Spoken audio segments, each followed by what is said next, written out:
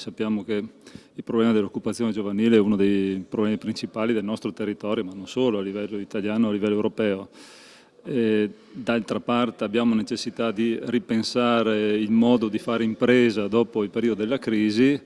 Questo progetto è un progetto che ci offre dei modelli per poter mettere insieme l'una e l'altra cosa. Una delle caratteristiche dei giovani è proprio quella della creatività, tante idee, tanti bei progetti che poi però è difficile mettere in atto perché ci si scontra con un mercato problematico e una crisi che continua a mordere. Un'occasione per concretizzarle arriva con EA Smart, il progetto internazionale a sostegno dell'imprenditorialità giovanile che ha coinvolto 6 paesi europei. Ognuna di queste idee ha una forte connessione con la possibilità realizzativa.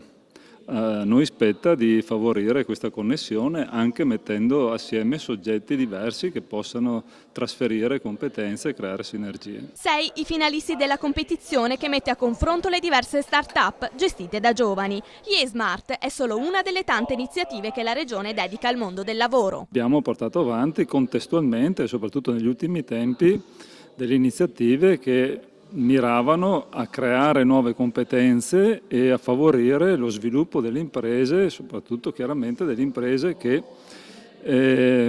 più sane hanno la possibilità di guardare anche a mercati diversi e lavorano in una ottica di innovazione. Uno dei progetti selezionati è Gushmag, un sito piattaforma online che punta a diventare il primo social magazine italiano, l'idea della giovane Veronica Balbi. Se noi guardiamo anche la realtà delle aziende mature di qualsiasi territorio, anche in Italia e in Veneto, scopriamo che l'innovazione non è frutto spesso dell'ufficio innovazione dell'azienda, ma l'azienda innova tante volte acquisendo dall'esterno